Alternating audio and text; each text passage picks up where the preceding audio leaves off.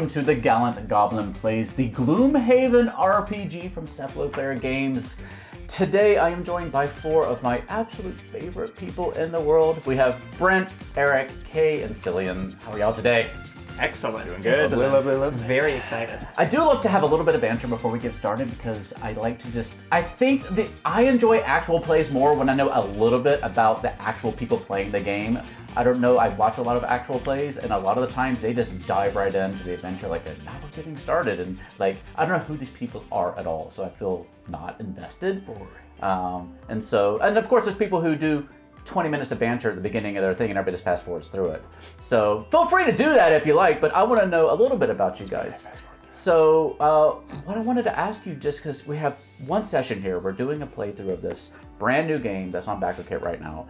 So we have just a moment to get to know you. I want to know, what in the world are you most passionate about right now? And is it the Barbie movie? We're going to start with Brent.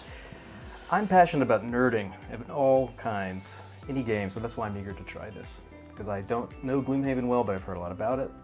So, are you one of those nerds that has a nerd interest that it lasts forever, or do you constantly switch to new things? yes, I'm extremely old, and I have nerded for a very long time, so I try every game I can try. So, what's the one you're currently playing besides Gloomhaven?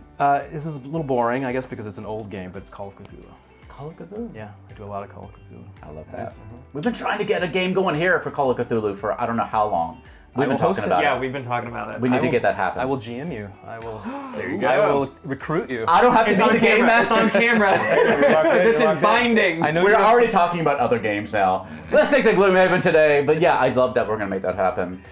Yes. Eric, what are you passionate about right now? I'm passionate about toes that aren't exposed. So I'm against the movement for flip-flops, clogs, all of that kind of stuff. I'm all against it. I want people to make sure. I just can't stand it. I cannot. It just bothers me. No to free that. feet. This Exactly. is a spoiler, by the way, something. for an upcoming episode of Love and Hate in the Manaways. Exactly. So if you're watching this, you're gonna have a little head start on our upcoming Pathfinder. I'm pushing show. that movement wherever I can. I just took my slippers off. I don't know. Do you have a manifesto that we?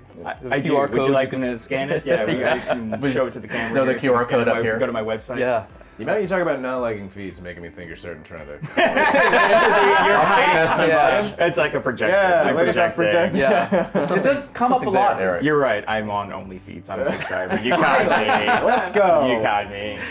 Yeah. Kay, what are you passionate So about? actually, Theo, you mentioned something that I'm very passionate about. I was originally going to talk about, I do improv downtown, whatever, I like performing. Obviously, I'm here. There is a correct order to see the Barbenheimer double feature. It's mimosas and brunch.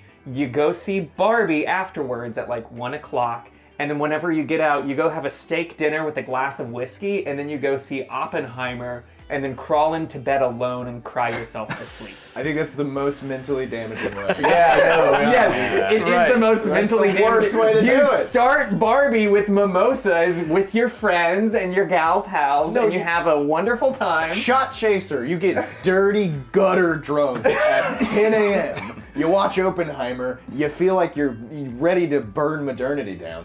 Then you start normal drinking, and then you do Barbie and feel like everything's okay. No, why would you do that? But what do you do after Barbie? Like, what is the I'm path to being a mentally Barbie? ill. Why would I want to do that? After Barbie, then you go to sleep not wanting to die. I think that's what you do after that. Instead of finishing Oppenheimer and being like, wow, modernity was a mistake. What if Barbie ends up being a heavier film in the end than Oppenheimer? And that's They're the just fooling us funniest into marketing. ending possible! You think you're shot chasering, and then you get to the end of Barbie and the apocalypse. The existential horror of being a Barbie girl. In a Barbie world? Cillian, have we touched on what you're passionate about here? I know. I don't know. I'm passionate about anything I get my hands on, I guess. What's something that matters? Here's one that... Open-toed shoes. I'm out! What's a real... fucking birding is really important. I'm gonna put my hat in the lot as the other bird guy in TTRPGs. Birding is really important. Birds are really important. Okay. Eating birds or just No, watching birds? Watching birds. They are Okay. delicious. The What are they up preservation- to? Why are we watching? So you believe they're real? For sure. The birds Even if are they real. aren't, the government deserves conservation too. No, conservation efforts in birds are really important. In your local community, you probably have something in the way of trying to assist in making habitats and helping birds relocate. Every passing year, ambient bird song levels lower and lower and lower just due to bird movement and due to the fact that you don't need to have outdoor cats ever Fix your fucking cats and keep them inside. Sorry. Bleep that. Fix your cats, keep them inside. They murder bird populations and they are unbearable to local ecosystems. So, like, take care of your local birds and go support organizations that support them. Never Very taking you to KFC. I feel like we just spawned like 3 podcasts. This is a bad time to mention that I just installed random glasses of panes in trees. Yeah, I love just BB gunning down my bird feeders and my local neighborhood Oh, as much as no. I can.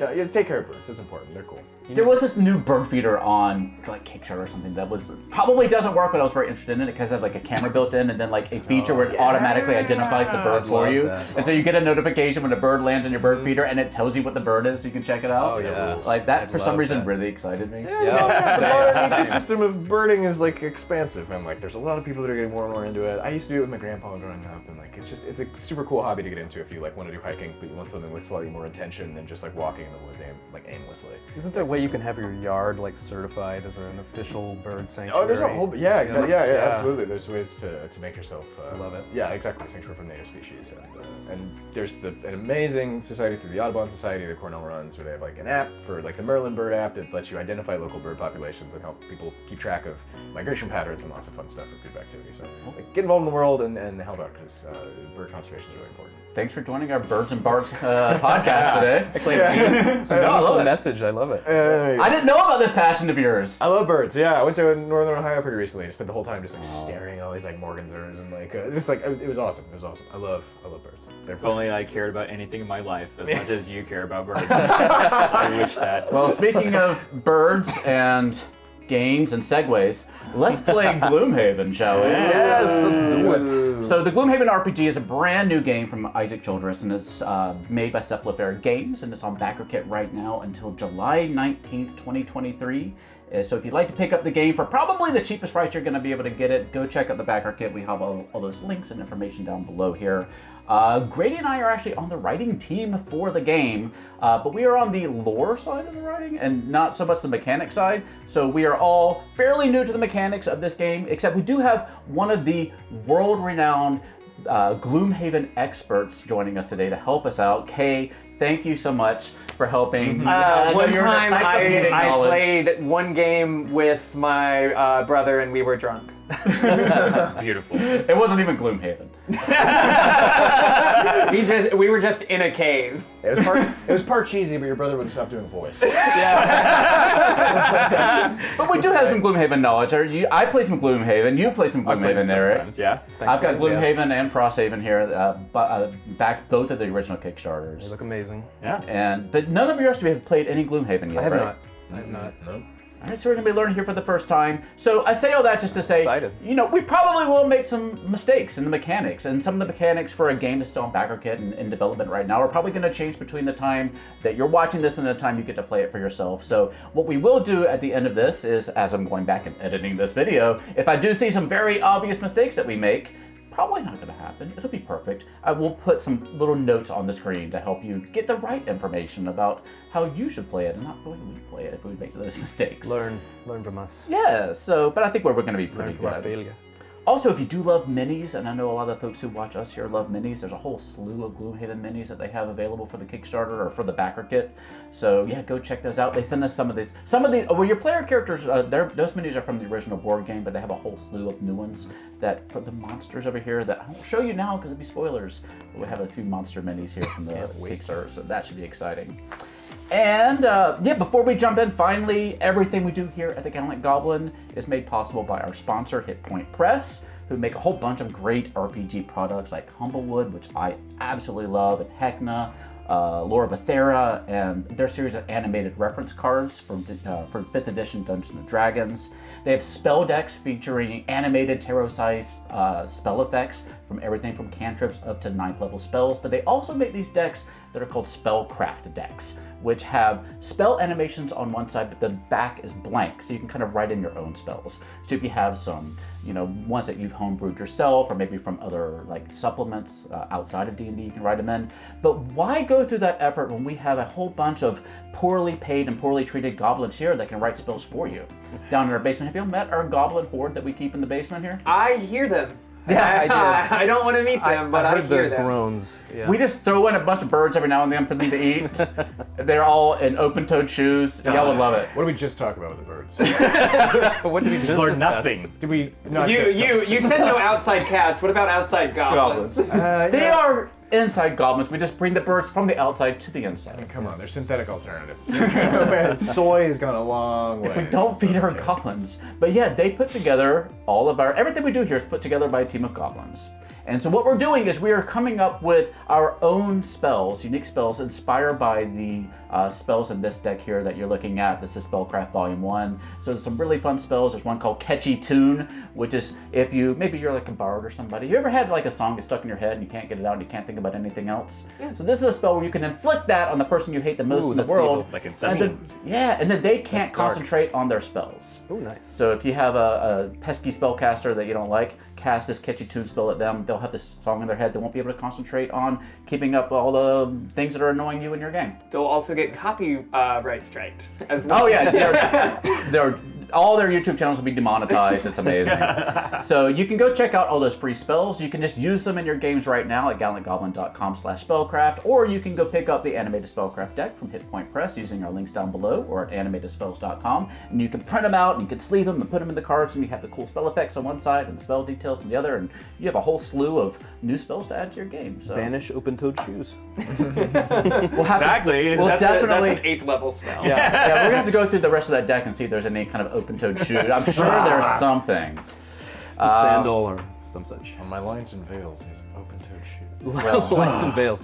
Yes. It's been about 20 minutes. Y'all ready to play That's Gloomhaven? I draw the line. I'm Yes. so ready. So today's so ready to adventure. use this. Thank you. Today's adventure was written by Grady Wang, my partner, also writing for the game here, and it's called Remedial Activities. So go ahead and situate your little imagination hats on, please, as we dive into our game. Professor Wiebert Malgant is known as the Giant of the University. The diminutive quattril isn't fond of this appellation, believing it to be pejorative, so most researchers and students know better than to use it in his presence. There is, after all, some truth to his assumption. Malgant is well known as a genius, a peerless inventor, even when compared to the other outstanding engineers at the university. This reputation has led to resentment, however, as well as slanderous gossip. Promising inventors who might one day surpass him tend to disappear or have their projects explode, sometimes literally in their faces, leading to disrepute. He is quick to criticize and sparing in praise. Furthermore, Malgant, like most quattrils, isn't shy about making his accomplishments known, and his steady stream of proclamations often grate against more humble cultural sensitivities. You four are Malgant's students. Congratulations to you. Among the small student body at the university, only two types of students end up working for Malgant: the ambitious and the troublesome. The former seek him out, accepting the risks that gossip says come from associating with him, in the hopes of accelerating your own rise to faculty status. The latter gets sent his way by their professors, figuring he'll either force them to shape up or force them out of the institution. So as we're putting your characters together, we're going to have a couple more tidbits here for you to keep in mind, because we're about to build your characters a little bit. All right, so here's a little bit more tidbits for you. Working with Malgant is an incredible opportunity that's also going to be dangerous, and this is something that you know going in. Things could end very poorly under his tutelage, especially if you disappoint him. You're getting a chance to work with him either because you're an exemplary student or because you have a bad reputation and you're considered expendable. The university is primarily a research institution focused on creating new inventions. Few students get accepted each year, typically for reasons that further the university's work, and it's always an honor when graduating students receive invitations to join the university's faculty to continue their work, so that might be one of your ambitions. And the university is, as you know, a dangerous place. It is across the street from the Void, the site of one of the greatest rifts ever formed. As such, the area remains unstable. Rifts may dynamically form at any time, creating connections to other planes in the multiverse. It's easy for someone who isn't careful to create a rift during their experiments or even just when they experience extremely strong emotions. So things to keep in mind. So today he has a task for you, but before we get to that, we're going to build your characters. So you already have selected your ancestry and your class. So very quickly I want to kind of go through, you can tell us just a little bit about each of those. Just a sentence or two, because we only got like 90 minutes, 2 hours max, so we'll keep it short and pithy. So Brady, you want to tell us a little bit about your race or your ancestry and your class? Yes, I'm playing Savas, a Savas Cragheart, which is an earth creature with a gaping hole in its chest. It's an outcast from its culture, and as I understand it, they are basically earth elemental type beings. And I have named this character Erg. Erg. Oh, I should probably write that down, shouldn't I? Because it's Erg. earth. They, them. Erg. All right. Eric. I am playing an Inox Bruiser. These are big goatman-looking type people. If you look at these cards, they're mercenaries, very warlike people. They tend to do a lot of infighting. According to the lore in Gloomhaven, they were never good at cooperating with themselves, so they ended up killing half their population. So they kind of decimated themselves and let the humans take over. So now there's not so many of them. I'm playing an Inox Bruiser. His name's Lewis. Nice. Very nice. You and your character names. Yeah. What are their pronouns? He, him. All right. Kay. I am playing an Orchid Spellweaver. Her name is Eleonora. Orchids are basically just these crystalline people that live for like 1,000 years, and they just take a lot of time to sit there and think. The bigger your crystals are, the more you sat there, and the more you thought.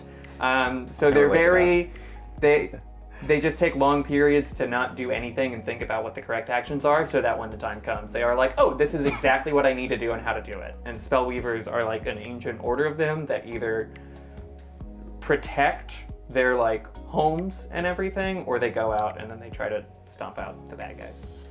Perfect. Shide. And yeah, I'm playing a Vermling Mind Thief. So You were quick out the door claiming this character as well. Like, you wanted the Vermling. I had to play the little rat guy. It's a cool one. Yeah, so I'm playing a little rat, and the Mind Thief element is the Vermling. They're essentially just sort of like outcasty goblin types, but they're rat people. And then the Mind Thief is sort of a psychic. You know, I have a psychic bond with non-sentient rats. With normal rats, I command those, and also there's sort of the psychic elements as sort of the compelling of the rats and stuff that can also compel people and do some psychic tomfoolery. So yeah, it's from my. Do you have a name? Rats eat Patter. birds, right? Maybe Let's not talk Maybe mine about doesn't. I'm the only vegetarian vermin. You say Patter? Patter, yeah, it's. Excellent. Patter. I like it. So when we're building out our characters, you've already selected your skills. You have your ability deck, which is also your stamina deck. You have your modifier deck, which is the way dice work in this game, essentially. But there's one more thing that we have to do to finish off building your characters, and that's using these background cards. And so normally in a game, you would choose whichever ones most fit your character concept. But you all are a bunch of professional improv stars. For the most part, you have improv experience. I don't know how much. Have you done a lot of improv? A bit, yeah. Okay. I've taken an improv class. I can counts. say that. That counts, counts. right? That counts. I've done that Kind of, too. sorta. You know? So we're going to make you run with these. So I'm going to have you draw randomly. So you will get 4 cards total. The first set of cards we're going to draw from here are more about just sort of you and yourself and your history and your experience. For the last round, for your last card, we're going to draw these, which are related to kind of relationships you might have with each other. So we're going to round out with these. I love this. So Look at that. Look at that. Just a big sensor bar. See if I can stop with the sensors. You got me. You got me. All right, so let's go ahead and start with you, Sillion. So I'll let you draw one, and you can kind of tell us what it is, and then tell us how it relates to your character's history. And we're going to build these characters up as we go. I love this. I can't wait to do this. This is great. There might be. I don't Like think a there's any. tarot reading. It is. Yeah, I don't think there's any duplicates in here, but we'll see. Background. Ooh. Oh, okay. So, okay. This includes a little bit of information, but it's also an ability. I was gonna say I gotta cover up the ability part. Cool. So yeah, I pulled the imposter. You know, I think it's probably fun if Patter is pretending to be somebody that they're not. They're pretending to be Patter. It's pretending to be Patter, and in reality, probably hiding something about the actual true nature of being a student. So Patter is the persona. Patter's the persona, or at the very interesting. He's just 2 rats in a trench coat. I knew it. It's all the little Two rats in a larger rat costume. Yeah. All right, interesting. So that may be something you can build on. Yeah, for sure. All right, good. And then we'll go through this kind of quickly. You called. Birds in a trench coat, maybe. Born on a cloudless noon. That's a great book. She, it was a beautiful, clear sky, and whenever she was born, the sun shone through her crystals, and it was prophetic, and she was destined for great things. That was the prophecy that she was lovely. destined for. Well, it was just like, you were born on a cloudless noon. The sun was high, everything's beautiful, you're gonna be a wonderful, gifted child. As an orchid, what kind of open-toed shoes do you think she wears?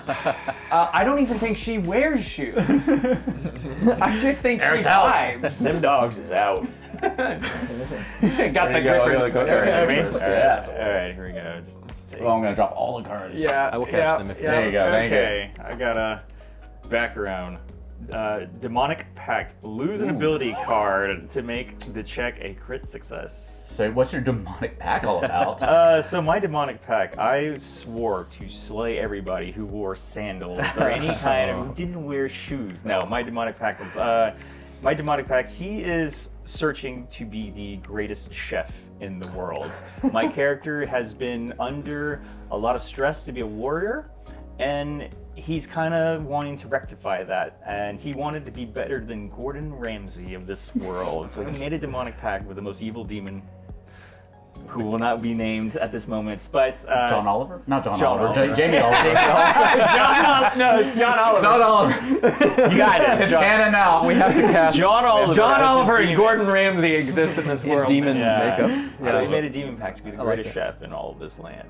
Excellent. I love it. I Right, will right. become Gordinian Ramses. I'm gonna Ramsay. qualify that she has gifted child burnout because of this. That sounds That makes excellent. sense.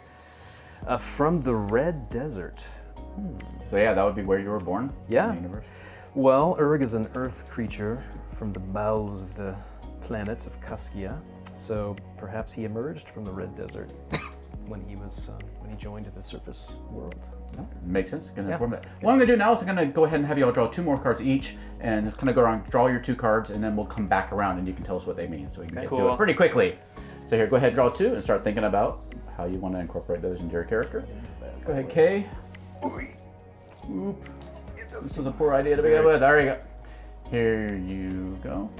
Ah, whoops. Take one, and I'll take 2. There you go. I'll make it easy. I'll make it easy. You can take these 2. Perfect. I mean these 2. This is why I mean these 2. There you go. There we As go. long as you got 2. I got it. I got it.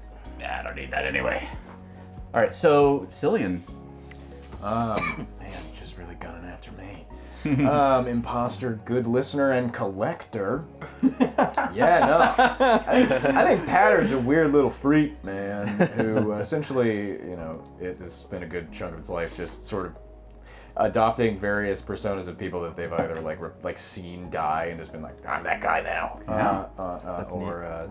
just the whole collector thing of moving in between fake personas and stuff. It's a great documentary. I think it's called The Imposter. It's about a guy and he pretended to be this family's missing son, and he was a French guy and literally got away with it for a year. I feel like that's kind of what Patter's got going on. It's just this weird, very good informative little rat thing that whenever stuff goes bad, he just kills everybody with his rats and runs away and pretends to be somebody else. I love It's this. just a wretched little beast, I'm thinking. I love it. Why is he going to university? That's a question for Yeah, you. that's a good question.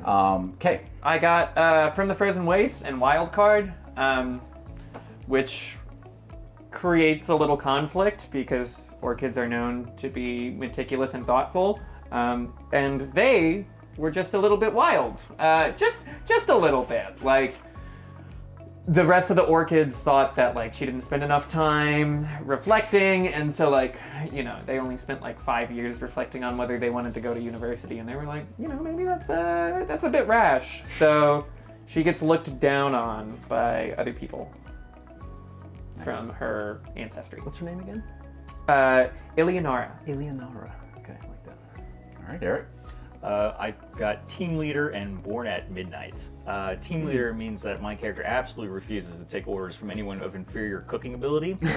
When he's in the kitchen, he's not the sous chef. Thank you, chef. Yes, chef. Exactly. That's Right away, the chef. respect he deserves. Yeah.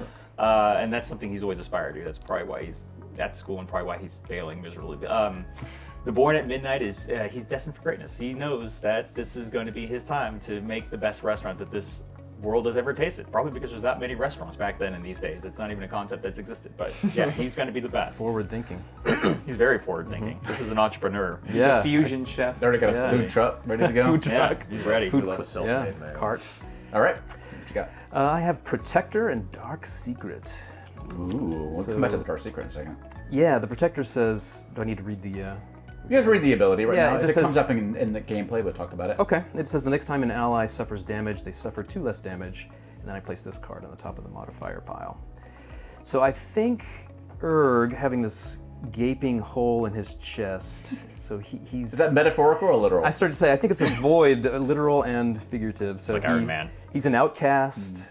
I think he's looking for love and acceptance. I think that's why he tries hard to connect with the other characters by being a protector. And I think his dark secret is he is in love with Eleonora's character. Eleonora. Well, it's not so much a secret anymore, is it? Well, Yeah. maybe I shouldn't have said that. But that's why I think went to university. Oh. Erg is following Eleonora. Okay. Okay. Well, we're about to Stalker build this. situation. Yeah, a little stalker situation. Rock and a crystal. Yeah. That's more romantic. Right. Right. There's so many jokes there that I am not going to make. Yeah, watch Yeah. yourself. That's They were a rock. She was a crystal. And there's the 3 seconds See we're you allowed. later, boy. yeah, right. Okay, so as the last card we're going to do is your relationships with each other, but I have There's more. I'm going to give one more each, but first thing I'm going to do is for this adventure, each of your characters is going to have a deep dark secret. Maybe that's your secret, maybe it's something related to that. So I'm going to give you a few prompts here that you can be thinking about to see if one of these might help you inform your secret. What we're going to do at the end of this, after you think about this and you draw these cards, I want you to take a moment and tell me privately, probably text me or email me, we'll do this off camera, and what your secret is, and it might play an effect later in the game. Fun. Sound fair? That's really fun. So some of your prompts. What have you done in the past that may have wronged someone else in the party?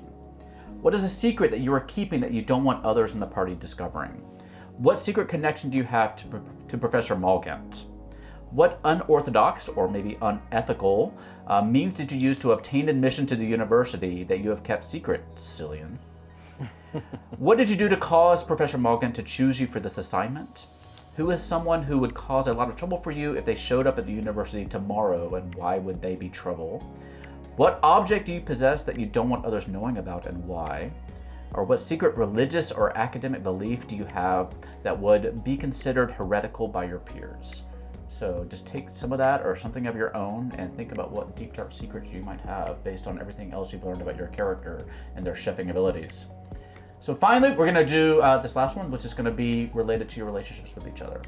So we're going to go the opposite way around the table now. So grab one of these. Okay. Tell us what it is. Intense shared interest. +3 if the check relates to your interest and it is aided or performed by the interest sharer. Yeah, so all these also have abilities that you can use during the game. So it's background lore, but it's also That's neat. abilities. I like So that. what's your shared interest and who are you sharing it with? And please help me, birds. That's a good question. We can come back to you if you want to hear what everybody else says first. but- Yeah. Maybe it's cooking. Maybe I'm interested in. You're interested in cooking? I'm Are you the Okay. sous chef? Yeah, maybe he's the sous chef, or it's the sous chef. Okay. Yeah, I like Okay. it. Excellent. Yeah, let's make it that one. That's good. Okay, so keep that in your back pocket. Okay. Well, maybe there's a little usurping thing. Maybe you want to take over from the master. It could be your Ooh. secret. I'll just think about it. I got friendly rivalry. My friendly rivalry is, I suppose, with Erg. Erg here, who keeps trying to upstart him as like a chef, like they were always trying to outcook each other. And so my character definitely wants to be the best chef, so he's not going to let Erg get in his effing way. So while they have a shared interest, it's also kind of like some animosity going on there. They're just kind of like bitter rivals. I can't imagine these two brutes in a kitchen together. Exactly. Yeah, that's fine. Come on together. Jam band. So we're a ska band that I'm in with Erg and Patter. Definitely a trombone player. Little rat arms playing trombone. You're in the school band. You're in the They school play the band bass. together. Perfect. Very nice. All right. What's the band called? Rock and roll. What? Hold on, what? Yeah. Did you just say rock and roll? Rock and roll. Okay, Perfect. great. Right, we're a ska band called Rock and Roll. Yeah. Right. No, Also, there's a rat. Yeah. and he makes cinnamon rolls every time you go. Rock and roll and rat. Rock, roll, and rat. Yeah, okay. That's even better. Give me a goddamn card. Broken friendship. Ooh. Our friendship's broken because you kicked me out of the band. Oh man, that's low. We're still gonna hang out, but you kicked me out of the band. I don't feel great now. It's hard to come back from that. Yeah, I didn't come back from that. Okay, so Place this card in front of your ex-friend. They can use it at any time to gain a +2 on a check. Then discard this card. Anytime you talk to your ex-friend, this card is in front of them. Add one electricity-shaped thing to your deck. Very nice. Okay, that seems complicated. I'll just give that to you. Okay. Happy to be here. Yeah, some strife. Some strife in this party already. Okay, so what we're going to do now, I'm going to give you all a moment to kind of think about what your deep dark secret is, and I'll let you send that to me, and then we'll come back and pick it up. I already texted it to you. You did. Very good. Okay, and through the magic of video editing, I have gone through all your secrets, and I have good news and bad news. One, good news, you'll have really good secrets. Bad news is, I think Grady and I have turned them into an entire Gloomhaven campaign. Good. That's going to be full of intrigue Absolutely. and mystery and double crosses. And yeah, so I hope you all brought a change of clothes because we're going to be here for a little while. And we're going to explore all of these options that you provided me. But are you ready to delve into your first assignment for Professor Mulligan? Yeah, absolutely. I am Pop it. now. There you go. Is no an option? It is not. You are committed at this point. Ah, no but. Today, Professor Mulligan has a new invention to test, the Stitcher. This handheld magical device seals small rifts. Mulligan hopes it can be deployed widely to head off larger rifts, such as the one that caused the upheaval. Such technology is particularly useful at the university, which has a front row view of the Void and its dangers for millennia. As a result of the Void's influence, rifts sometimes spontaneously form in and around the university and require immense magical effort to close. If the Stitcher works, it would free up significant amounts of faculty time that could be redirected to more research. Mulligan has discovered a rift in the university basement and needs a group of students to go test the Stitcher on it. He can't do it himself, he says, because he needs to keep the university distracted so that it doesn't descend upon the rift before he can test his new invention. So you all find yourself standing outside of Professor Mulligan's office a couple minutes before the meeting time. So if you'd like to discuss anything before your final meeting with him, before you head down to the basement, now is your opportunity.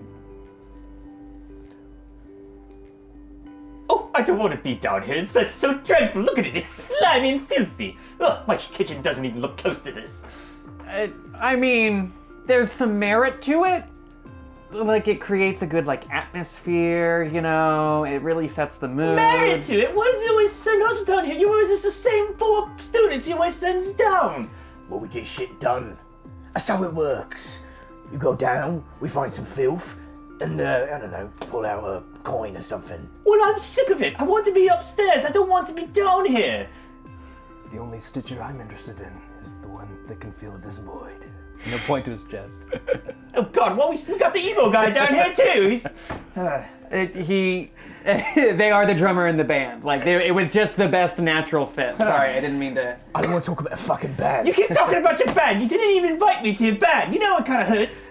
Never mind. I'm not worried about that right now. We gotta focus on the task, all right? Just so faster we get it done, the faster we get to leave. Yeah. It's like cooking. We can do it.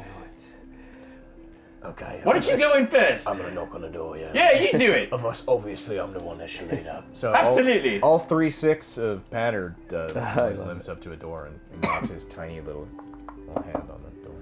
Okay. The oaken door of Professor Morgan's office swings open faster than you would expect, given that it's so heavy, especially when it reveals the diminutive form of the quattro behind it. Morgan resembles an overladen coat rack with layers of leather apparel and metal apparati hanging off of him. And he smells like old books. And what little bit of his body that you can actually see is paled and wrinkled like old parchment. He has gigantic goggles covering his face, magnifying his pupils into big black orbs, and there's 3 periscopes rising above his head to add into the height, constantly moving around like little watchful little rabbits. And a foot-long claw extends from his right glove, hooked into a hydraulic system that explains his unnatural strength. Yeah, he says, reaching his hand out. And his movements are always like very quick and abrupt. He's a very like efficient, like all his movements are purposeful. And he extracts his left glove and throws it at the nearest person, which would be you, I think. Okay. Yeah. And the leather glove is very elastic. It should fit to whatever kind of hand from different races, claws. And on each fingertips you see glowing gems, each in a different color. Oh. It's the Infinity Gauntlet, essentially. Oh, cool. And they're all kind of softly whirring and glowing. Nice. They kind of tickle your fingers a little bit as you put it on. You kind of feel like a little bit of numbness, a little tickle there. Tingly. And he says, "Your assignment, close the rift in the basement. Any questions?" Yeah. When did the rift get here? When did the rift? Oh, I take it just arrived. It opened up yesterday, day before. Hard to tell. Professor, has anything come out of the rift that we should know about? Oh, there's usually monsters. Ah, great. Ghosts seem to come out of this one. Oh, So- that's why I can't do this anymore. I don't think you need all 4 of us, Professor. I've seen your academic record. I know you can handle it. Thank you, Professor. Of course. Academic record. I failed every single one of my classes. So, Stop cooking. So this is a Stitcher, right? So seal it up. Is that right? Right. All you got to do, rift's a serious business, you know. All you have to do, take your glove, stick it into the rift, Okay. move your fingers about. Okay. You'll feel it closing on your fist. Okay. And pull your fist right out. All right. Well, that's pretty simple. I'm probably gonna fuck that up. You guys remember that? Oh, It is foolproof, and I've seen your record. You're not a fool. Yeah, of course you see my record. I'm 35, and I definitely should be here. Okay. All right, who's ready to do this? Any more questions? All right, any other questions? Do I have to follow him? Why you give him the glove? You let me go first. You're in it now. He knows what he's Remembering doing. myself. Look, there's a likelihood that the rift rips off its hand whenever it sticks the glove in there. So if I'm willing to lose someone's hand and arm, It's fair. I'd rather it be him, for sure. I wouldn't keep it there. Totally, I hope it's me. I don't care who closes the rift as long as you test out the Stitcher. You're definitely All right, let's get this Perfect. over with. Come on, let's Thank go. you, Professor. Fast. Right, close You're the so door. wise. God, I hate that guy. He's such a... I think it's really cool to give me this hand, yeah. All right, you descend down the stairs into the basement. As you're going down the stairs, you feel the temperature falling. You see a mist coming from the very first room of the basement. And this freezing mist descends upon the exits to the room you're in. You hear what sounds like a loud sigh as a shadowy figure erupts from the center of the room and just sort of... Do we know the figure? No, it looks like a shadowy silhouette with little tendrils coming off of it.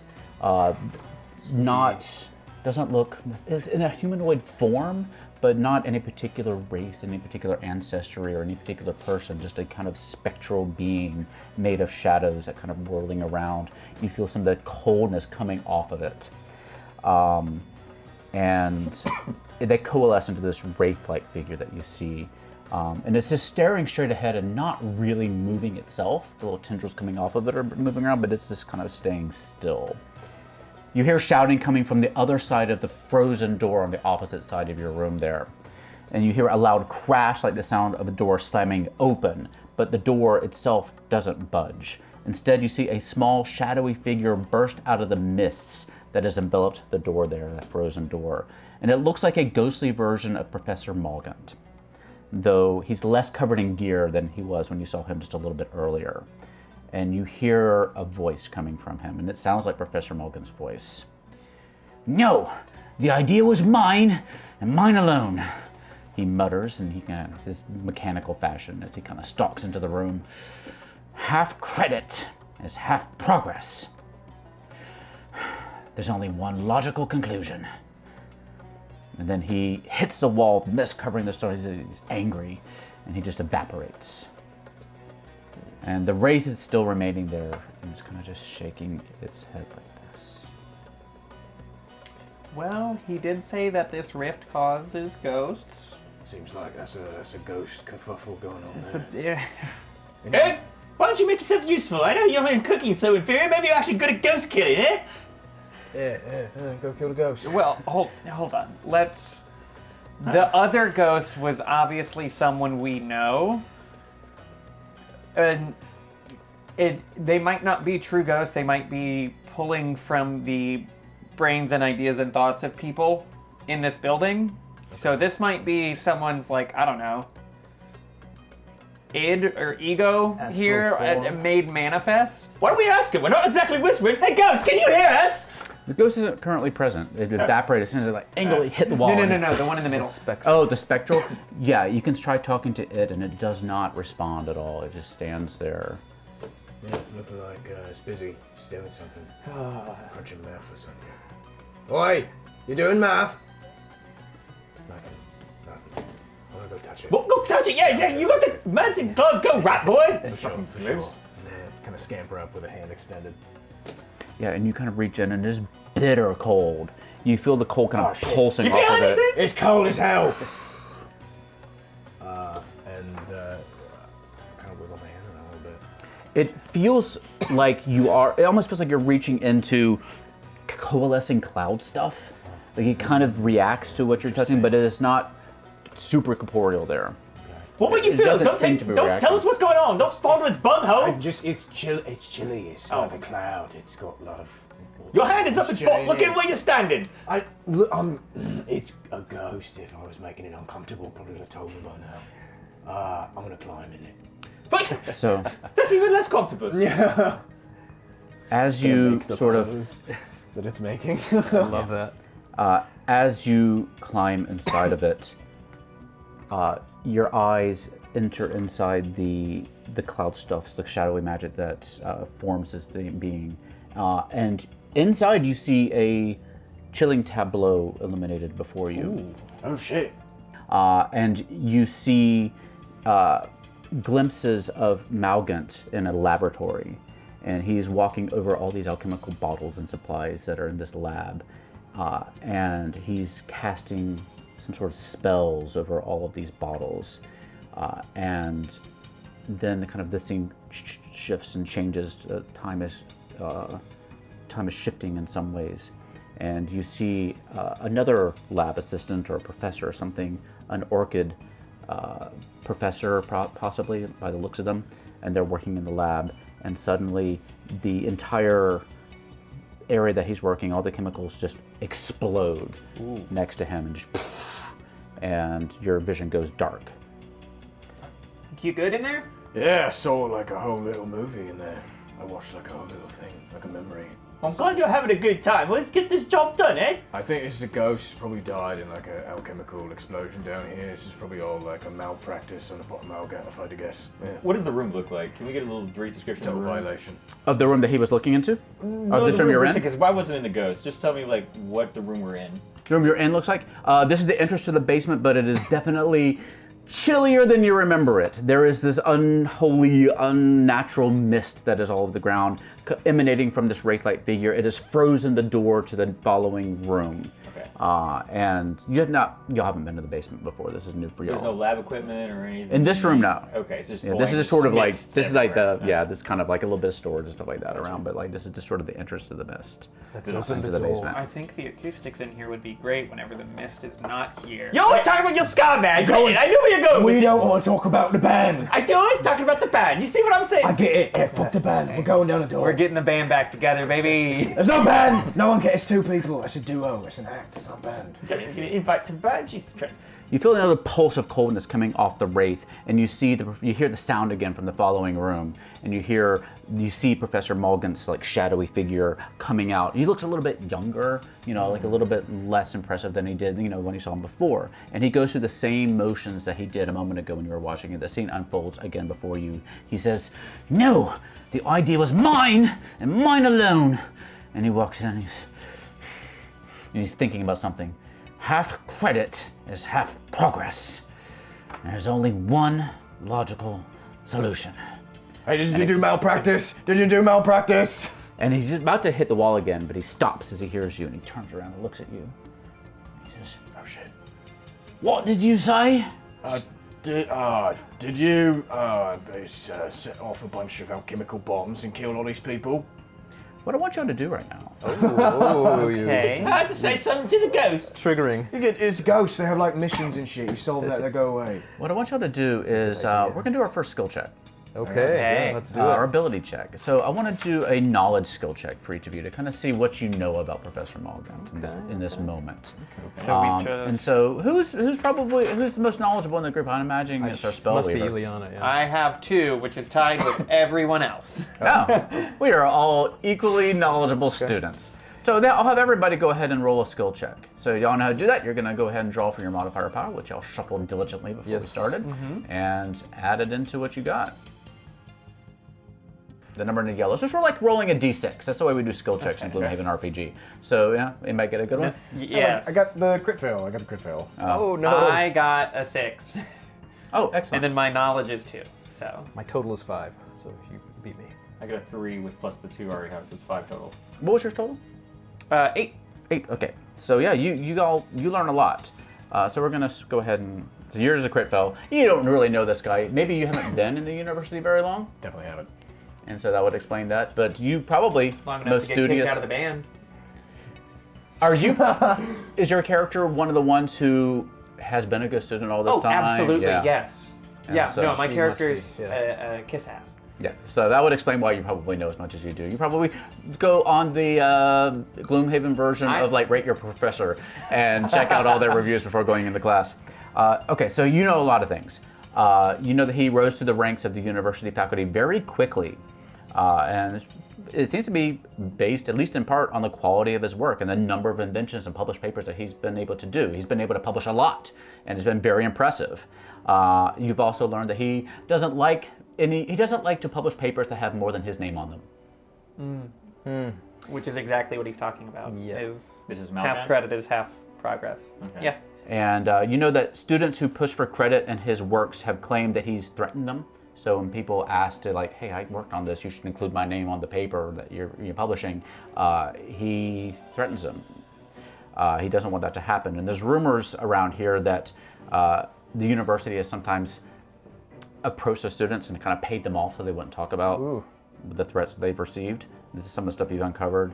And the last thing you've uncovered... Some of the threats I've received. Possibly, and because you rolled so high, you also know, this is something you've heard through the grapevine and all your research, that when he was a student, you heard a rumor that he may have murdered another student out of jealousy. Wow. So you've learned a lot of, you've been very hesitant with this professor over the years, but you've learned a lot. Toxic. And so you ask him this question. You want to tell us the question again that you asked him as he reached out? Did you do malpractice and kill a bunch of people with some potions or something? I have never done more practice in my life. Everything I do is to perfection. Are you a student? Oh no, it's Malgan. I'm a professor here. You're a professor here. Okay. Don't make the ghost mad. Jesus, No, I'm just hey, we've never met this guy before. Yeah, no. Oh yeah. Who the heck are you? I will be a professor one day. That's who I am. Okay. Oh, I see y'all. Well, that's good. I wish you the best. And I start leaving toward the door. I turn around and almost like go up the stairs. No, Lewis, you're good. You're good. Stay right here. Wait. Hey, listen, buddy. Maybe academia isn't for you, pal. No, I'm on the fast track. I'm going to set the record for the person who's gone from being a student to professor here in the fastest amount of time. I'll publish the most papers, receive the most credit, receive the most renown. Well, everybody's going to know my name. Look, buddy, you're good enough as you are. You don't have to prove yourself to anyone, alright? Will you show us your You research? don't have to. What do you mean? I'd like to see your research. Shut up, Jesus! He's gonna kill us. You just. Oh. I want to know. Wait, no, yeah, research thing. That sounds cool too. Where's that? My research is all around you. Look in every corner of this university, you'll see inventions I've made. You'll see advancements that I've made, progress, teaching, strategies. I stare around the empty room just as he says it, kind of just the mist on the ground. Yep, lots of inventions here. Yeah, for sure. You think you got any inventions you can help Are you us? ridiculing me? Me? No, Are you questioning the quality of my work? not particularly. I don't want to really question anything you do. Do you have people that work with you on these projects? People under me, they do what I tell them to Well, do. if you're a It's my student, ideas, though. If you're a student, wouldn't they be equal to you? How would they be under you? Because you're not a professor yet. I'm the best Liliana, student, be though. careful. You're the best I'm the student, one. sure. I'm the one with the ideas. They have to listen to me. Liliana, don't make him angry. May we see your laboratory? Maybe. Oh, God. Can you What? take us there now? Is it behind the door? Yes, my laboratory's in there. You can't go in there now, though. Is there a rift in there?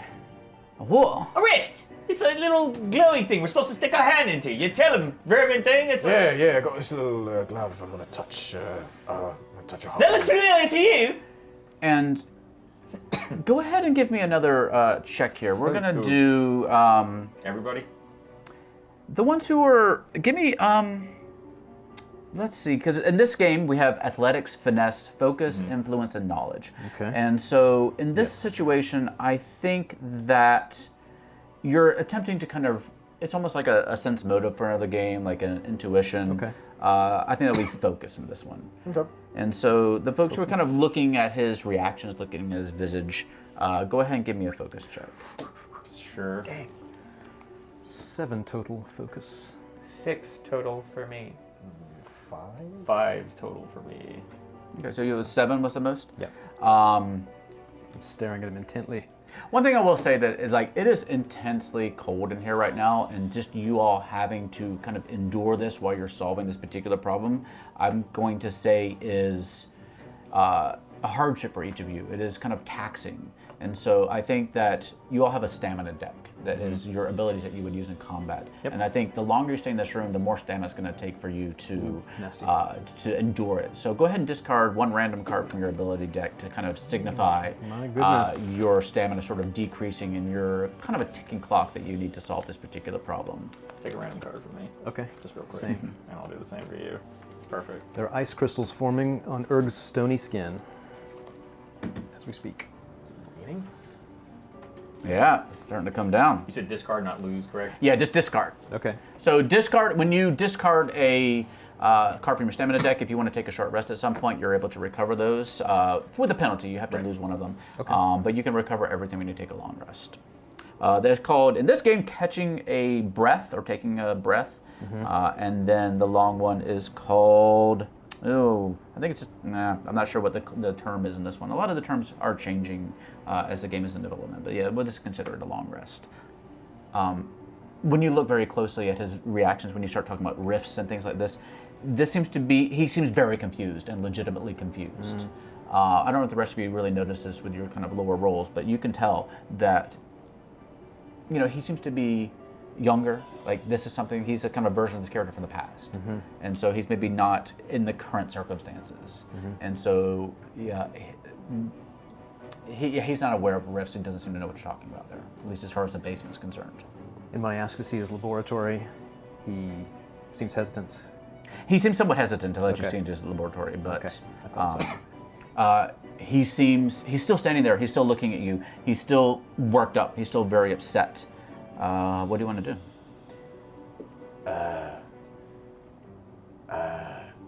Look,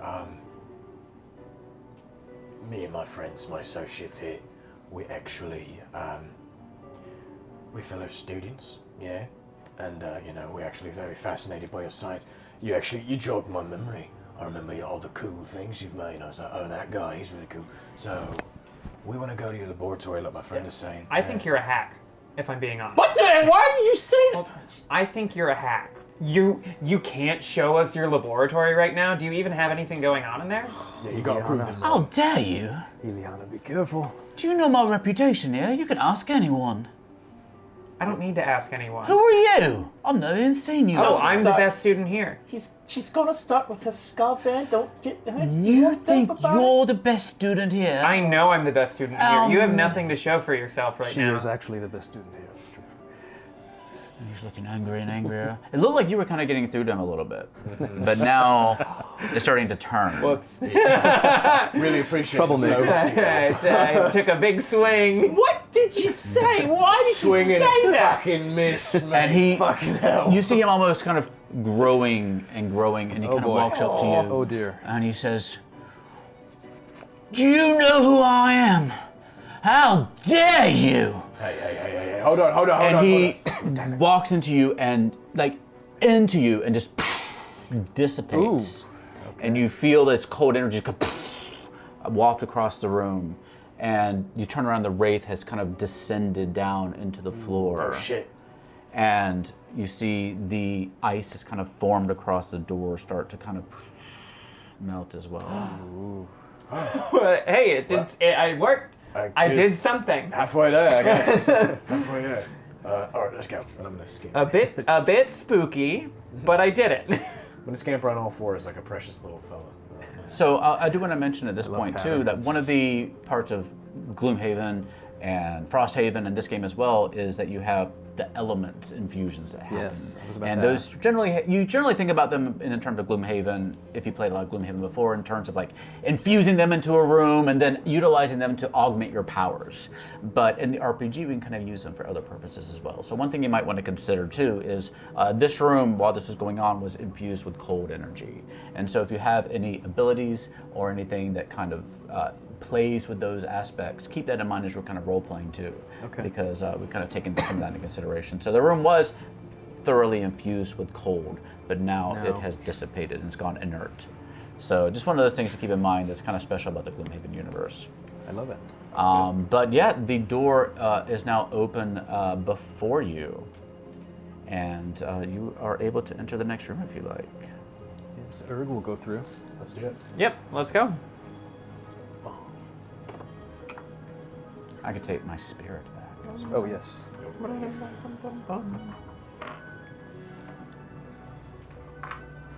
didn't give you much room there. Sorry. He nudges the rat. No, there's no problem. Just, I'm on the vanguard. I'm in a scout. yeah, you do that. It's your job. I love being nasty. And I scamper around. Taste the goo. I'm gonna taste that fucking goo. As he says it, you should see my character just get a little more and more angry. You see like his red just start building up in his eyes. Completely Can't believe immune. I'm stuck with him. His massive goat head. There. Completely immune to pretension. I love it. And so, as you enter this room, there's a few things that you need to be aware of. You can see the entrance where you walked in. There is another exit that is covered by, again, like an icy barrier that you see with those little blocking tiles there, that arcing block of tiles. You see some pools of ooze-like material on the ground there in a few places. And you also see a wraith form. Oh, another one? You put him kind of in the center. Two more. No, I was going to say on the other side, closer to you there, Kay. Whoop. Well, I was going to say kind of right. Well, but right there, if you can see where my finger's pointing back this way a little bit. Oh, there, perfect. That's where I had it in mind. I don't think it super matters. Yeah, you see the spirit again come up out of the cracks in the cobblestones and the shadowy energy kind of wafting off of it. The coldness in the room pulsing from this wraith. Those pools of bubbling ooze and a couple of pockets on the ground. And you see in the shadows a scene unfolding before you. You see a chilling tableau illuminated by dim light. You see a shadowy figure donned in the attire of an orchid professor, weaving intricate incantations over a person who is kneeling in supplication before her. Some among you might recognize the telltale crystalline patterns and silhouette of this Professor Demonica Verdant. But you see something a little disconcerting about her that's different than what you normally see from her.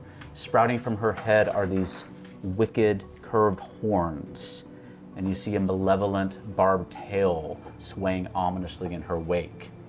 And with her hands placed upon the shoulders of the kneeling figure in front of her, she intones, "Our bond is sealed. Your future shall be acquired. In exchange, you shall carry forth my loathing and spread its poison." And you see the kneeling figure's gaze lift up, and its light is filled with this red, seething hatred.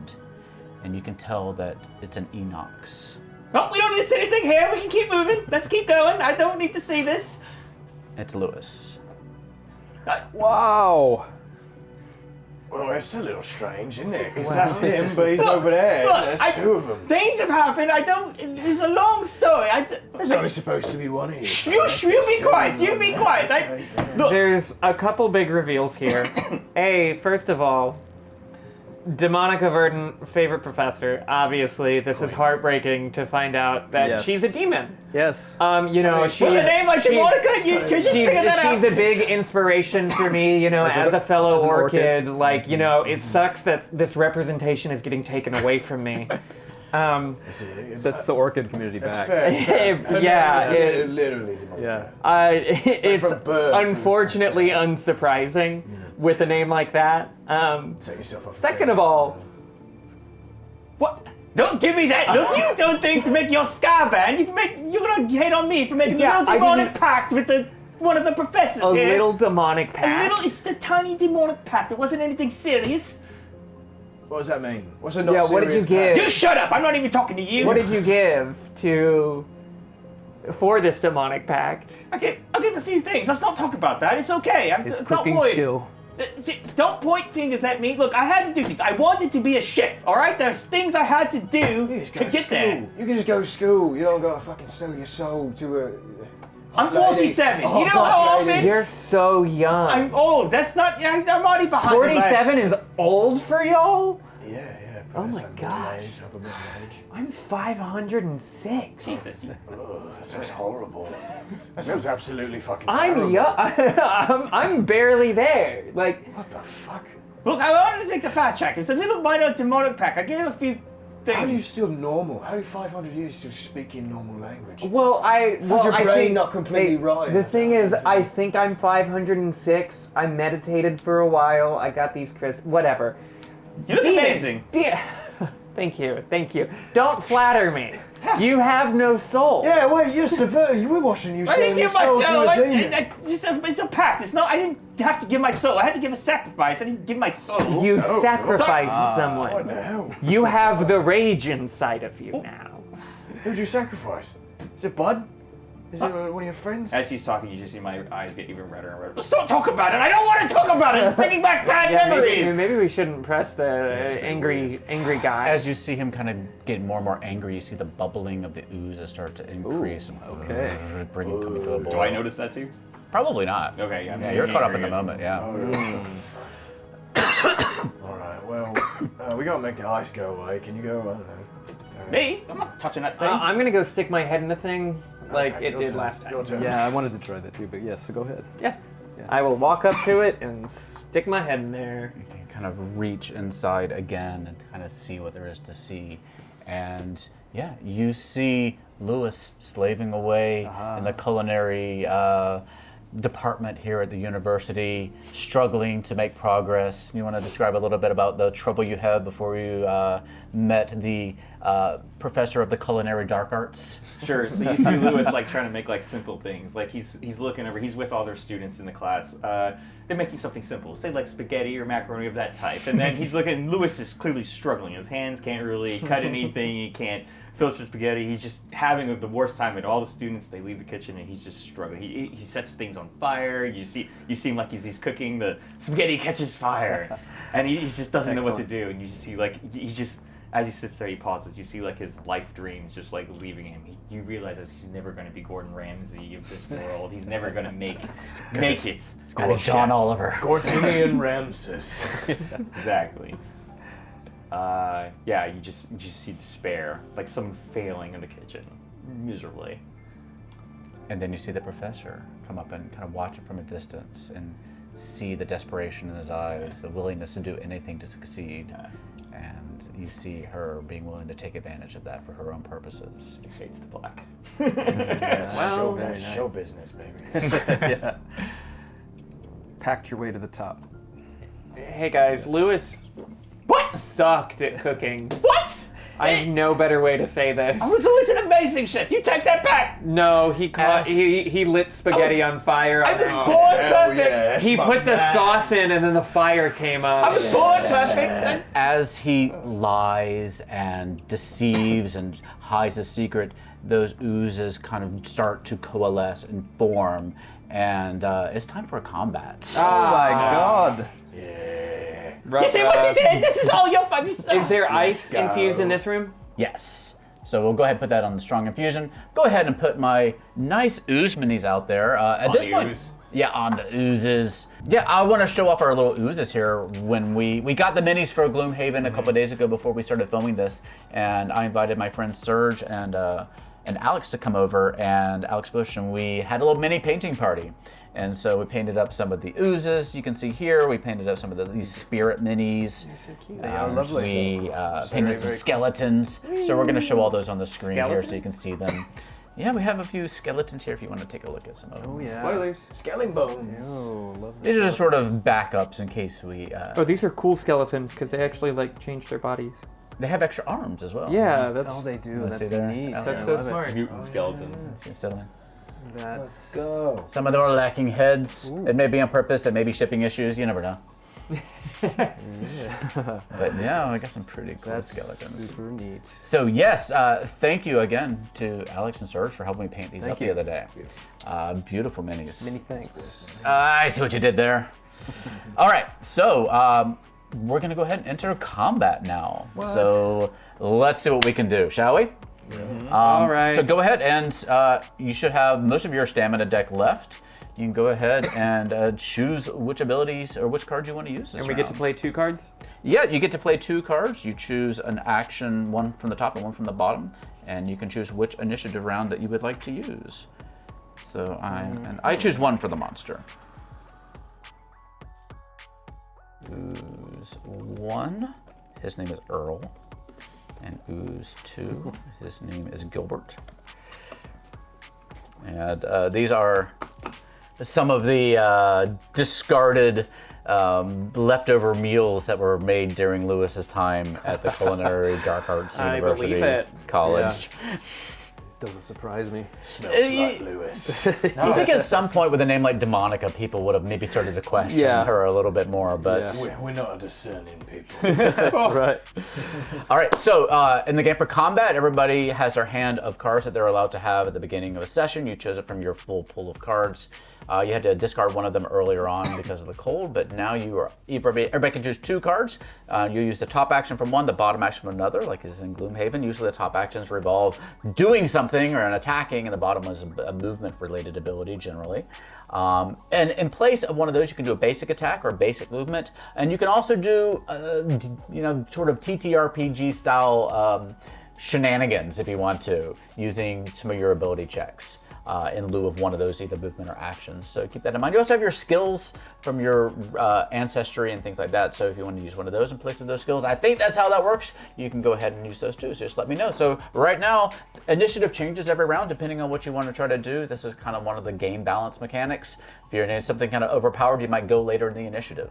So go ahead and let's list out our initiative orders that we're using. Brent, what do you got? 18. Ooh, all right. Eric. 31. Excellent. Kay. 7. Okay. Zillion. 14. Ooh. Ooh, you guys are All right. Okay, Kay, you're up. What do you want to do? Okay, so first I am going to cast Ember Frost at Earl. Earl, which does 2 damage at 4 range with 1 piercing. So I just kind of shoot like this ray of like fire with this like dark cold center at it. Hits Earl. It infuses the room with fire.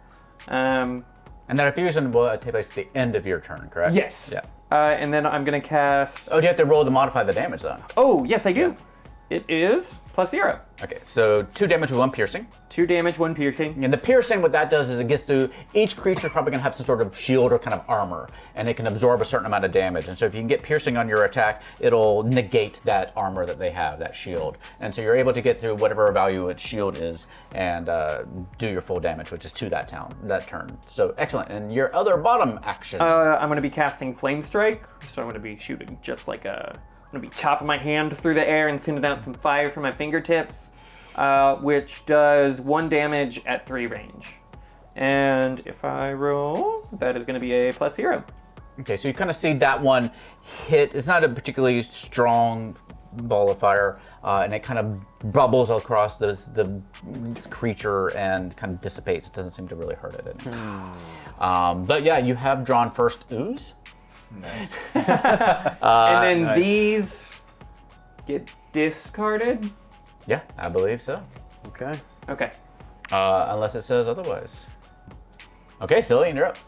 Alrighty, so first, I'm gonna look at fucking Irving Berlin, or whatever this guy's name was.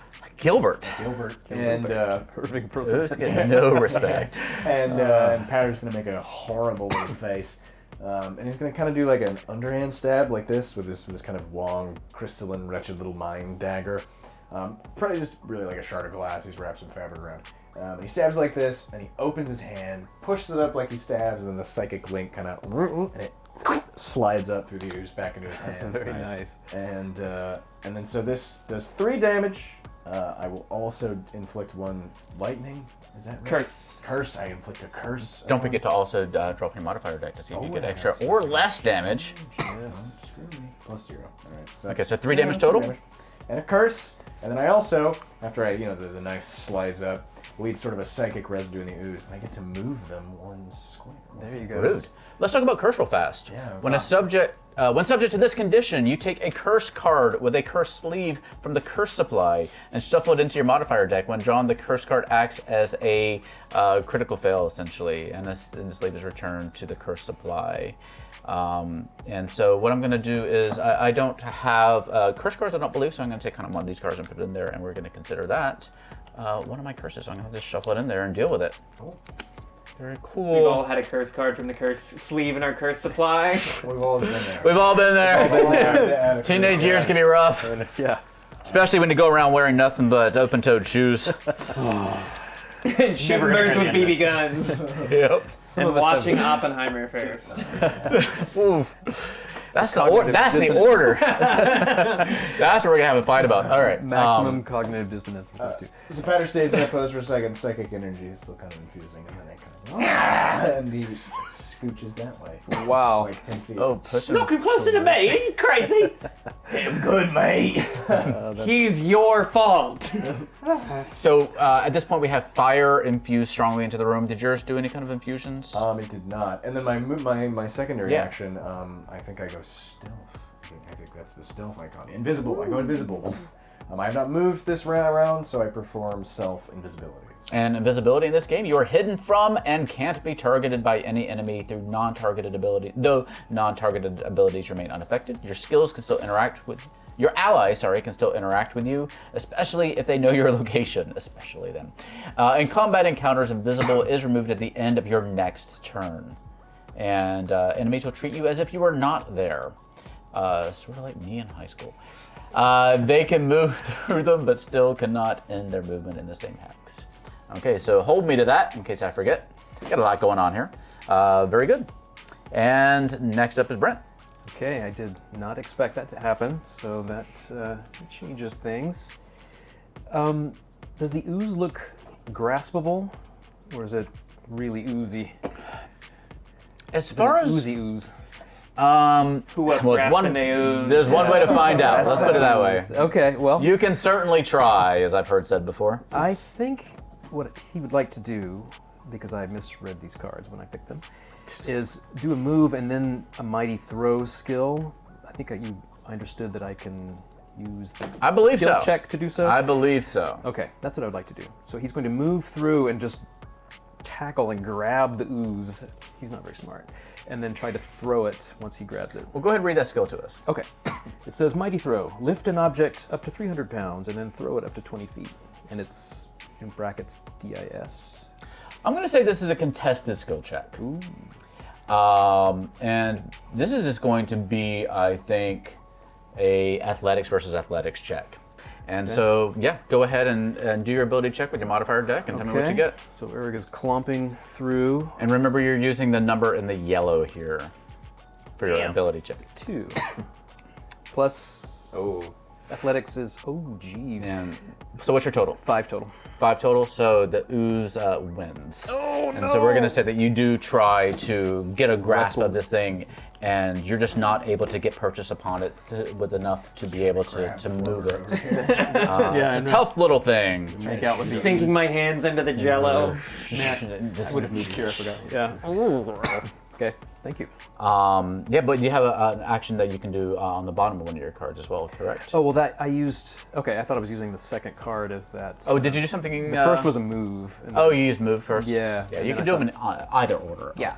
Okay, all right. I'm done. So, yeah, unfortunately, not a successful grapple there, but good try. I like it. That'll be fun. It was fun. I enjoyed myself. All right, Eric, what do you got? Okay. I have a basic movement of 2, which I don't need anymore because the ooze got pushed right into my face. Excellent. And I have trample for 3 attack and 3 piercing. There you go. Against Gilbert. Wowee. So go ahead and make sure you modify, yeah? Yeah, let's Modify that. modify. A +1, so Stomp. it's 4 damage. To 4 Gilbert. damage. Very To nice. Gilbert, no piercing, though. I have 3 piercing. Oh, no, sorry, there's 3 piercing? Yeah. Oh, man. So Poor there's Gilbert. 4 total? Yeah, 4 Gilbert. total with 3 piercing. Stomp, stomp. I recognize Yeah. you. I beat you back 3 years ago. Just looking at it, it's like a congealed bit of spaghetti. Ah! One spaghetti, what's the other one? The other one's a casserole. A casserole. very nice. So he just tried to burn. It's an asparagus casserole. That was a bad idea to begin Yeah. with. Oof. You sold your soul and you still cook like this. I don't cook like this anymore. That's why I sold my soul, you nitwit. Jeez. Why stick this guy away from me? All right. I believe that's your turn? That's her. Okay. Now it's the Ooze's turn. They got a 94 with theirs. Initiative. Not the fastest, most nimble creatures in the world. But what you see is a little bit disconcerting because you see these 2 oozes split apart into 2 more oozes. Trouble with You put one next to both Earl and Gilbert. And in doing so, it does seem to hurt the original oozes a little bit, but Earl now has a partner named Siegfried. And yep, Gilbert has a new friend named Sullivan. Gilbert Sullivan. And so that is what they do this turn. So your threat number has increased here somewhat. And that is the end of round 1 of combat. So at this point, we look at our infusion board. Fire was infused strongly. We were going to move it down to waning, I believe the term is. Okay. Is somebody will take care of that for me? Okay, round 2. Brent, what is your initiative? 35. 35. Eric. 23. Cillian. 71. Ooh, I'm scared of that. Kay. 20. 20. All right, I'm going to order these here on my little spreadsheet. But yeah, Kay, you're up first again. Okay, so what I'm going to do is I'm going to initially do this bottom action, which is move 3, but I'm just going to move 1. All right. Yeah, I'm going to move 1 to right there. It also says when you next perform an action with lose a card this round, create any element. And then I'm going to do this top action, which is Icy Blast, which I'm going to infuse with the Frost. And it's a ranged, or it's an area of effect. and I'm able to cast it within 3. So 1, 2, 3. I'm going to cast it right on this guy, and it's going to get. I'm going to cast it on Earl, and it's going to get Earl and Siegfried. Which it does 2 damage at 3 range. I'm renaming him. His name is Toe Jam. Toe Jam. Okay. Took me a minute. I'm here. I'll get it eventually. I'm going to hit Earl and Toe Jam, and because I infused it, it does 3 damage. It also muddles them, and drawing the modifier. No piercing though, right? No piercing. It does a total of 5 damage now.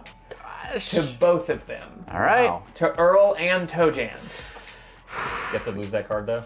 I do have to lose this card. So let's talk about the difference between discarding and losing a card. I think Eric's touched on this a little bit earlier. When you discard a card, you can generally get it back with a short rest, catching a breath. But if you lose a card, you're not going to be able to regain it until you get a full night's sleep. Okay. Which I haven't had in a while. I don't know about y'all. Yeah. I'm also going to infuse Earth. Oh, and I do want to talk. Yeah, sorry about that. Yeah, we'll infuse Earth and Muddle. This creature gains disadvantage on all their attacks. Muddle ends at the end of the creature's next turn. So he's muddled for essentially 2 turns. Both of them are muddled. That's terrible. Okay, so they're muddled for 2 turns. Muddle the ooze. That's so rough. Excellent job, Eric. Okay. I didn't kill Earl?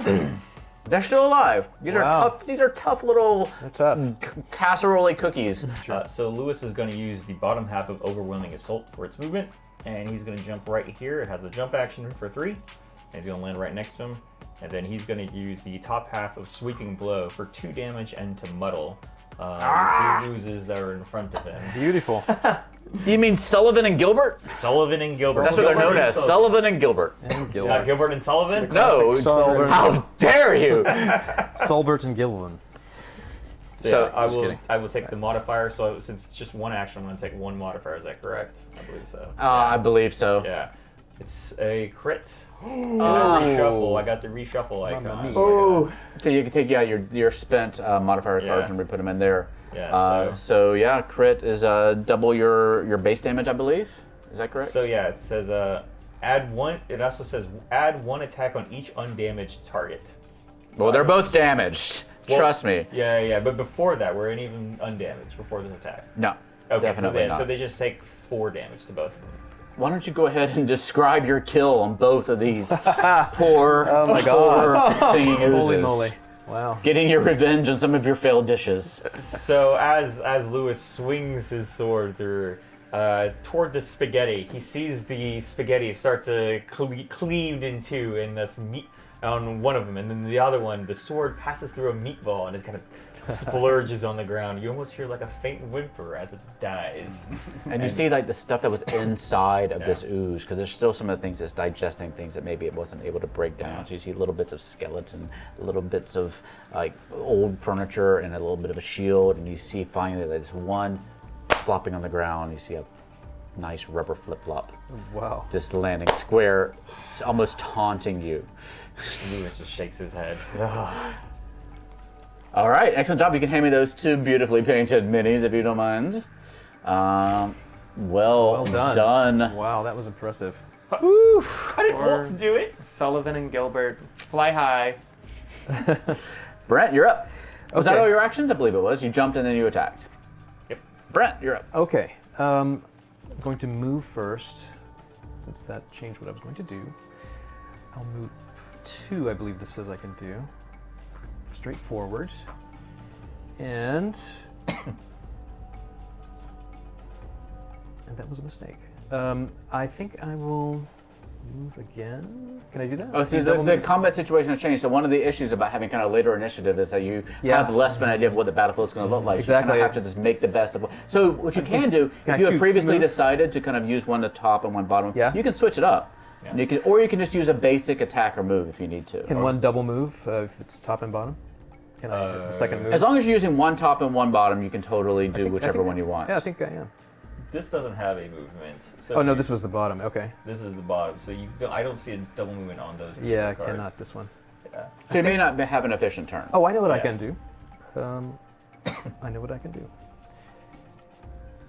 You can also replace one with a skill check if you want to Yes. think about what you may know about oozes, if you want to swing from the chandelier or I think I play a was going to- jaunty tune. Earth Mastery, which is a displacing of Earth up to 125 feet of Earth Ah. and moving it about. But I don't know if I have the range for that. I was going to try to like upheave these two. Definitely 125, Yeah. because all of these are 5. Oh, yeah, yeah. Well, it says displace up to 120 feet of Earth, so I don't know if I need to be adjacent to it or. So what we can say is that can we'll move it kind to of make that work in the terms of this. Maybe we'll have you do a skill check, and that if you were Yeah, that makes successful, sense. I like maybe you can. They're already muddled, which I feel like might be what would happen to the if they did that. But maybe if you do a particularly good job with your thing, you might stun them. So Or how about maybe that? I can try to make a berm or barrier between those two and.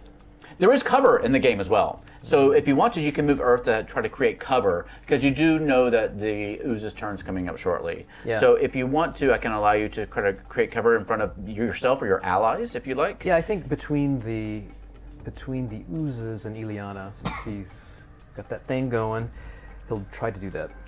So He'll be yeah. using Earth Mastery. All right. So where are you putting the? We don't have our tokens necessarily. Do you Yeah. have something for it? There you go. Goats. Oh, we do have a bag. We we work like to them keep in. a bag of goats here on the table, so we're going to use our goats first. They have a good mouth feel. Yeah. We do have a lot of tokens from the Gloomhaven and Frosthaven games, but we have goats handy, so we're going to use those. A game without a goat is, I don't know. It's So not- there's not two good. kinds of cover here.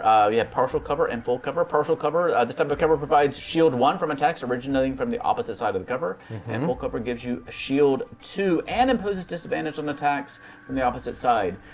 This is what kind of ability are you using here? It's called Earth Mastery. Why don't you give me a focus check, and we're going to see how the Okay. focus check does. I like that idea. I was going to suggest that too. Oh, 9's Look. You're using it for an ability Oh, check. what- You use the one okay, in the so yellow. that's So we're going to focus say 4 that total. you're able to create. What's the total? Focus 4. 4. Yeah, we're going to say you'll be able to make partial cover for that. Okay. And so, who is out on that side? You have Me, Ileana Ileana. and the Spectre. I'm really just trying to force them to, if they Yeah, the move, Spec- to move around. Yeah, and the Spectre is not really a combatant here. Yeah. So Ileana has cover 1 from the oozes, Yeah. or partial cover. So keep that in mind. Hold me to that. Great. Thank Is that you. your turn Thank there, you very much. Yes, it is. Thank you so much. It is now the oozes' turn, and they're angry. These are angry oozes. You've killed They're their partners. muddled. Muddled, see- angry. These old dishes of Lewis's have been down here for a while, and in that time they had formed a ska band. No! They have A been rival here- ska Because band. right above Now it's here was personal. your practice room. Little did you know. And so they've been hearing your music, they've been incorporating it into their psyches, and they decided to go ahead and strike out and try to form a band of their own. You can't bear the competition, though. So in their minds, you're down here to try to take out the competition because you're afraid of them. Correct. Because soon the University Battle of the Bands event is coming up, and you just weren't ready for that. So Earl, they're Toe Jam, Sullivan, and Gilbert were gonna enter. yes. Yeah. That was what their name was as well. They're just, in that order. It wasn't personal until they started the rival ska band, and now Exactly. Now it's personal. Now it's just yeah. So they are each going to do a calculated strike. Which means they're not going to move. They're going to stay where they are, but they're going to strike out at a range of 4. And we're going to say that one of them is going to go for Ileana. Is it? Ileonara. Ileonara. And who is the other one up front there? That's Erg. Erg. Okay, so one at each of you, and I'm going to draw a different modifier card for each one of those. Okay. So the one at They both Ileonara- have disadvantage because they're muddled. Yeah, they are at disadvantage, and you have cover 1.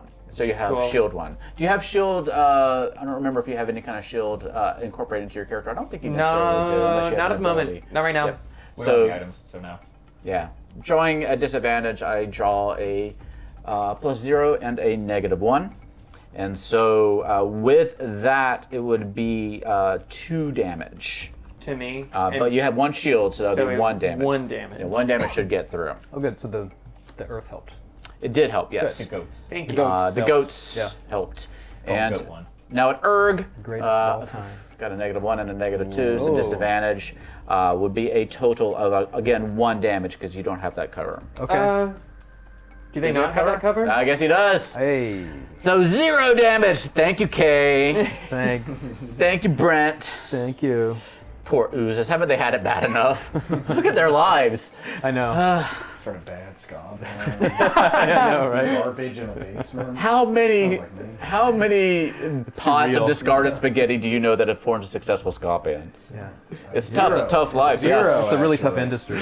It is. It's hard to break through, especially if you're discarded spaghetti. Cillian, Yeah. you're up. If this is successful for spaghetti ska band standards, I'm going to see the failures. So I am going to... Rats. Where are the rats? I'm going to summon some rats. Bring yeah. the rats. Yeah. Yeah, scrabbling in from the corners of the basement. Show me rats! Yeah, and rats! Yeah, just like, probably 80 rats pour out of varying places. Like, Rats coagulate. everywhere.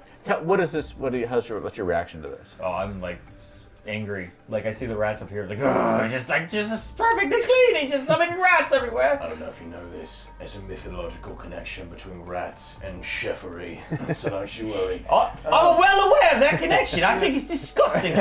There's this wonderful play called Ratatouille. Can't even feel it. Oh yeah, and then I'm gonna fucking move. I'm gonna. Those gnawing horde, little rats. They have stats and stuff, and I can use them to hurt people. And now I'm going to use possession on my secondary ability, which allows me to move 3 and grant one of my summons 2 movement on that turn. So, rats. Just setting up for next round. Yeah. Rats. And then I'm gonna move 3. 1, 2, 3. Not move all the scenery around the whole time. There we go. But That's you my turn. did. Nothing. There we go. That's my turn. Okay. That is the end of round number 2. So we can move our fusions down. What do we have? We have Earth and Strong and Fire. By goes down fire. to Inert. And it's going into round 3. So go ahead and choose your cards. Yeah, that's a good turn system. I like the card-based things. Yeah, I do too. It's fun. I do like the kind of push your luck aspect of it. Like if you want to do something powerful, you have to go later in the initiative round, and Yeah. so it may end up messing something up if you're the condition of that whole Like changes. this happened to me. I like that we're all deciding what we're doing at the same time, so then when it comes to our turns, it's just like, I'm doing this. Yeah. That's true. Yeah, it kind of makes the turns go by a lot more quickly and efficiently because we've already committed to what we're going to do. This is really, really what I try to get my D&D combat to feel like. So it's cool to see it like really successfully managed mechanically in a game. That's very interesting. Yeah. I think it's a big thing I tell all tables, like try to get players to stop planning in combat. Because characters can't do that. Characters can't do that. You have to react in the moment. Gotta react in the moment. Yeah, that makes It's sense. instinctual. Exactly. So my catchphrase for that is always like, planning is an action. So you can take an action to plan people, but like that's a distinctive choice. Don't just be casually metagaming. All right, y'all have chosen your actions? I have. Yes. Okay, Kay, what you got for your initiative? 9. Dang. Dang. Eric. 20. 20, gentleman's 20. Brent. 13. 14. Cillian. 20. Why are mine all so high? I guess they're oozes. They're oozes. Yeah. They're from Colorado. Oh, wow. Wow.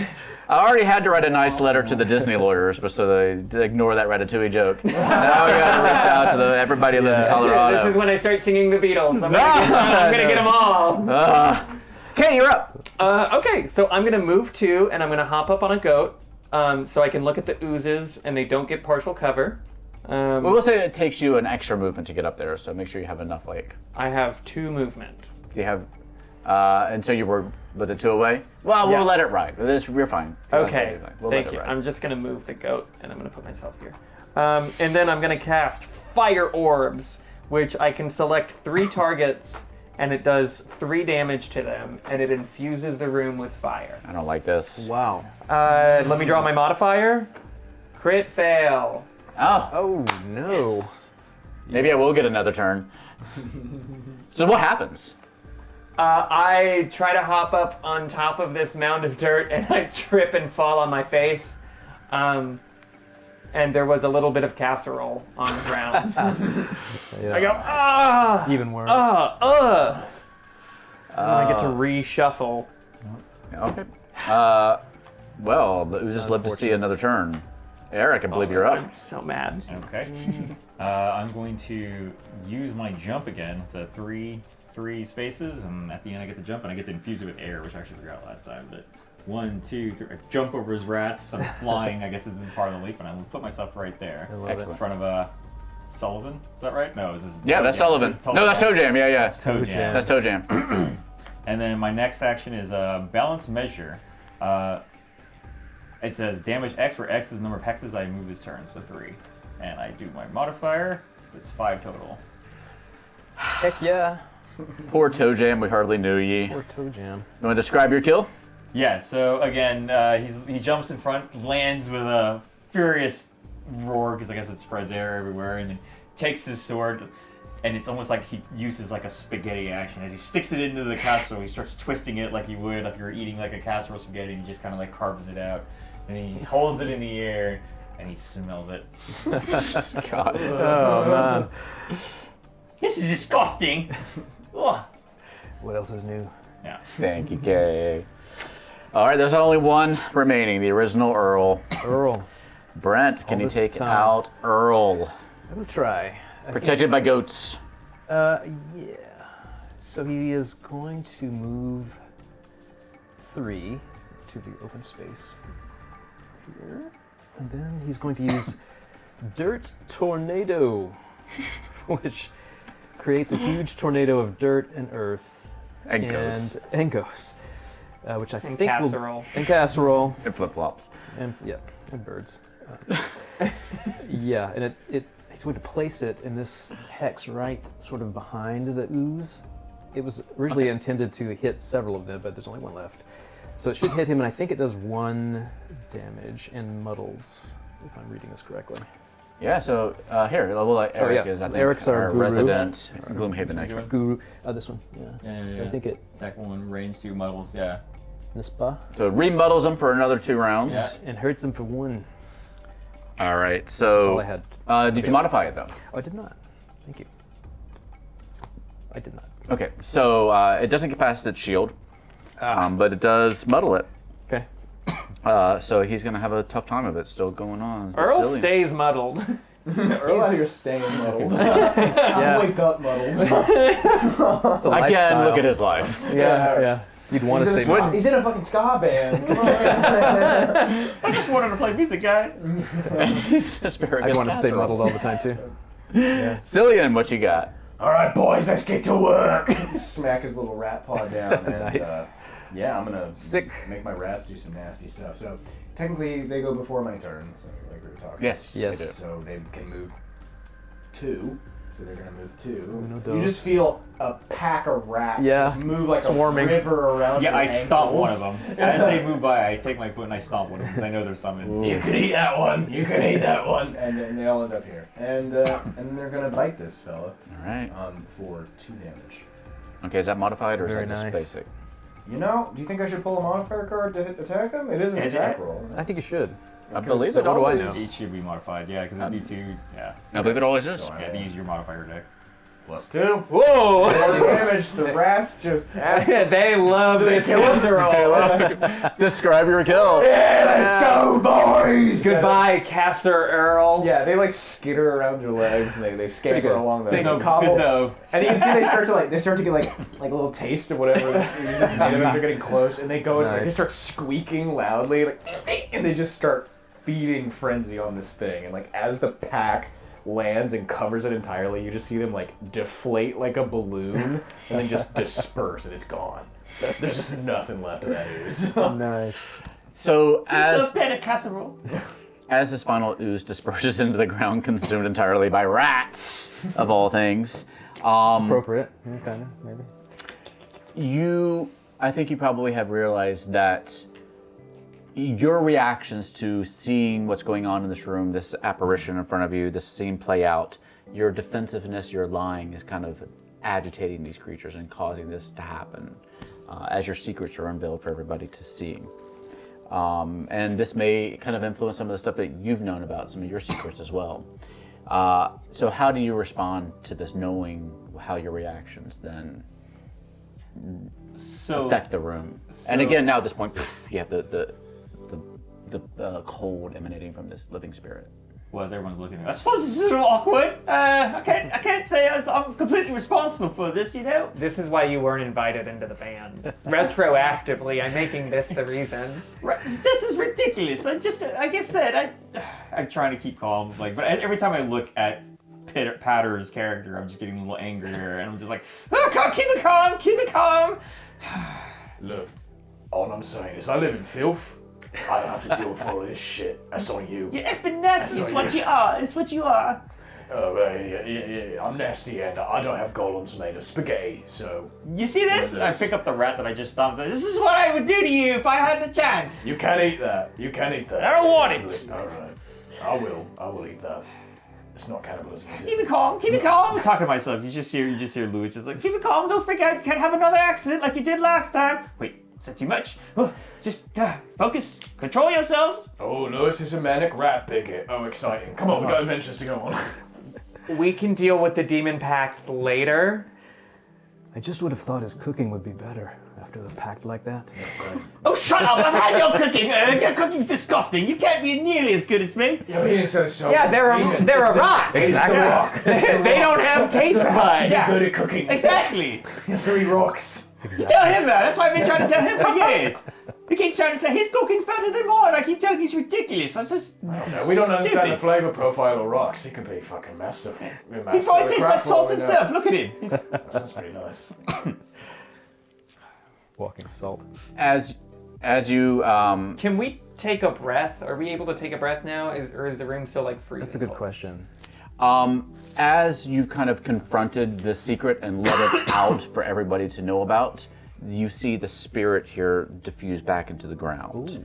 It seems to be kind of powered by secrecy, by hidden flaws, hidden past. Well, that's ominous! As it's been let loose out of you, it disperses this. So the room, again, kind of starts to warm up.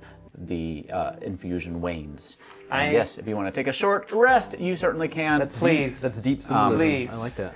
And talk about catching a breath. So this is catching a breath. At any point during an encounter, your stamina hand's empty, you must catch a breath. Take a random card from your stamina discard pile. Oh. A random card. Oh, shoot. And look at it. And you can either place it in your lost pile or suffer 1 damage and lose a different random card from your discard pile instead.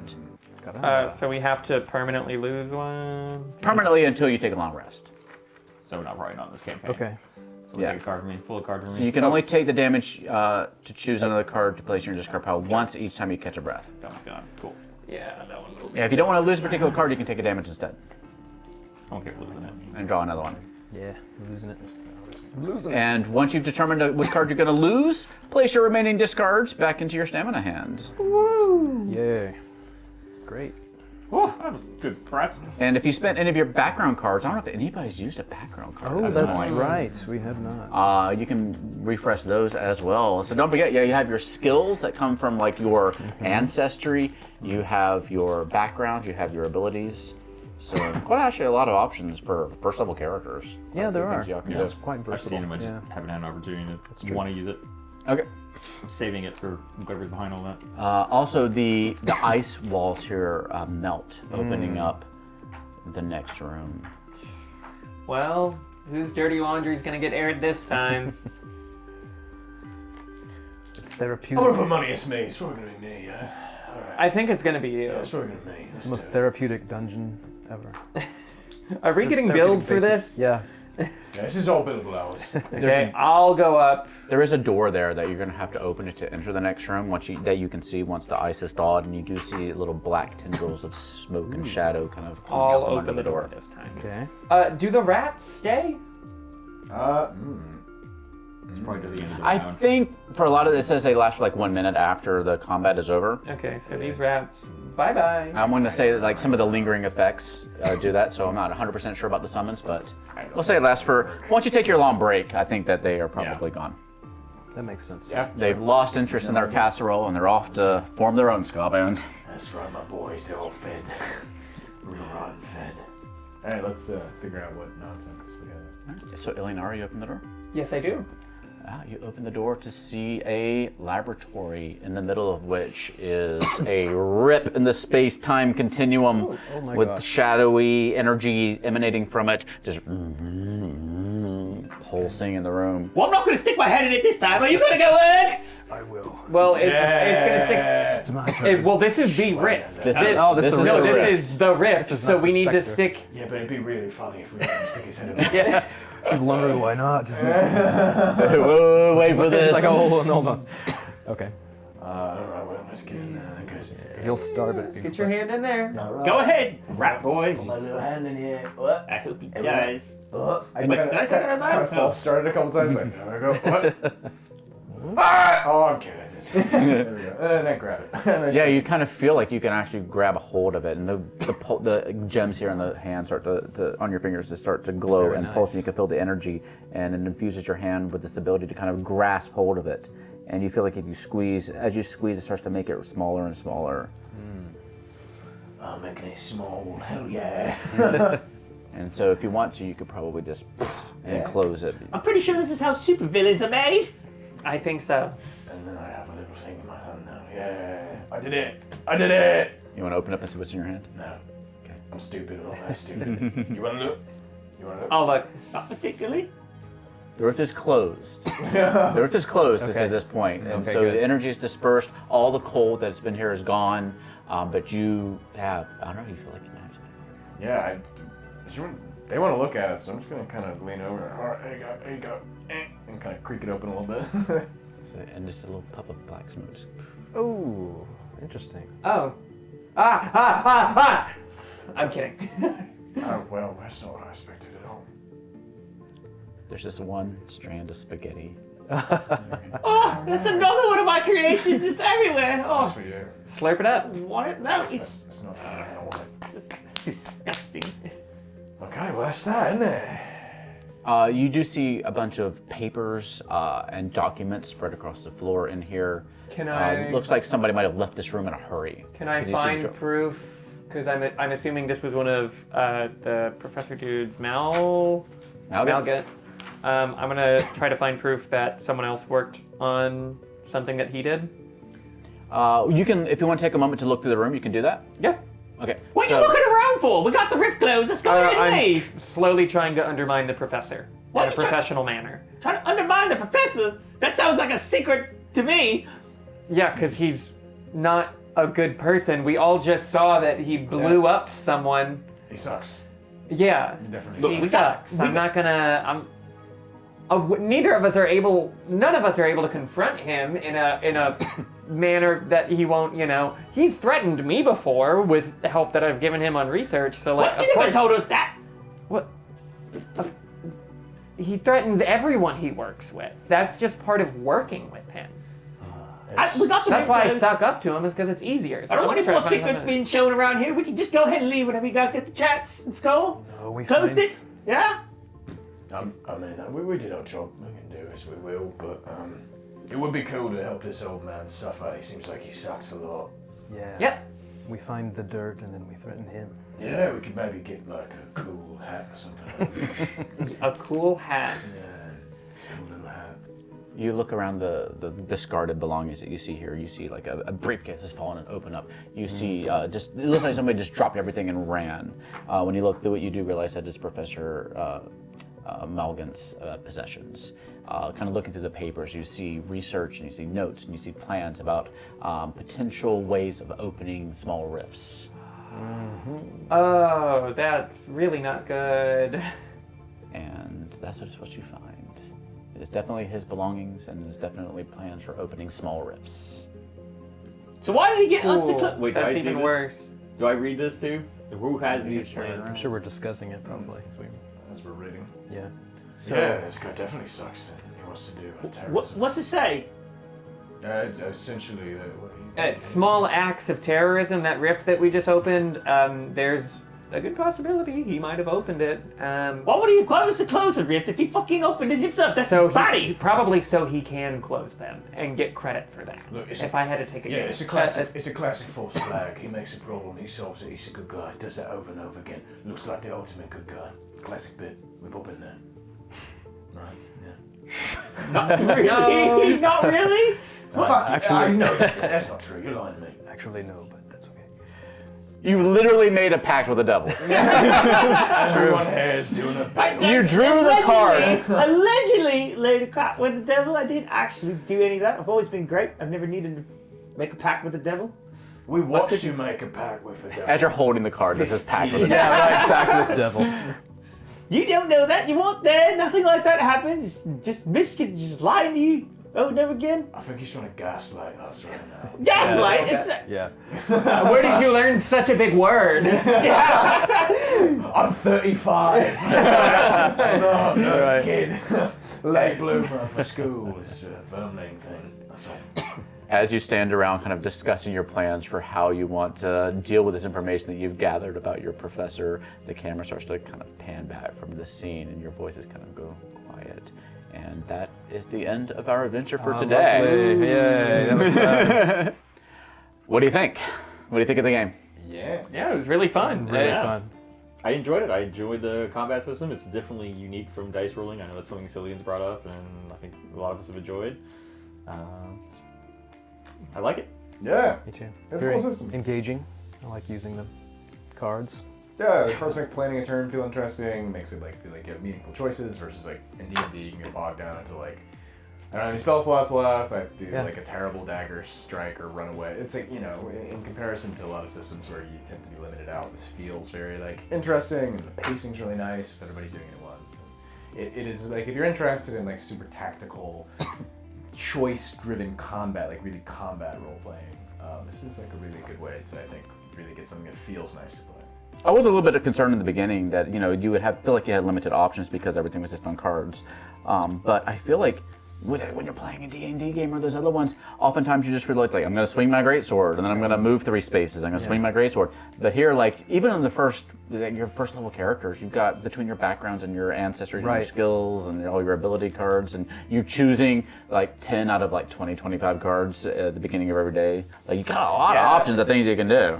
There's a lot of options for how streamlined and for how streamlined the combat is. I mentioned that earlier. It was nice that we were all looking at our cards at the same time, deciding what we were going to do. So then when it came time for someone else's action, I was more engaged with it than I am in other tabletop RPGs. It fosters creativity because in that round where I acted later, I had picked something and it forced me to, based on the card. Adjust, yeah. Yeah, I mean, you do that in other games too, to a certain extent, but with the cards, it really forced me to be creative about what I was trying to do. So I ended up using skills, and I like that. Interesting. I got a crit modifier on the next thing that I was going to Oh no! I was going to say though, you had a little when you were all giving me your secrets in the beginning. Yeah.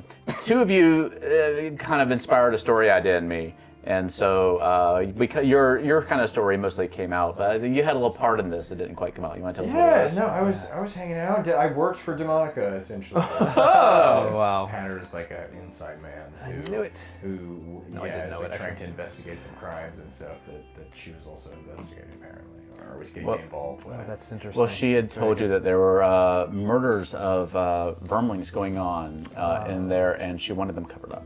Yeah.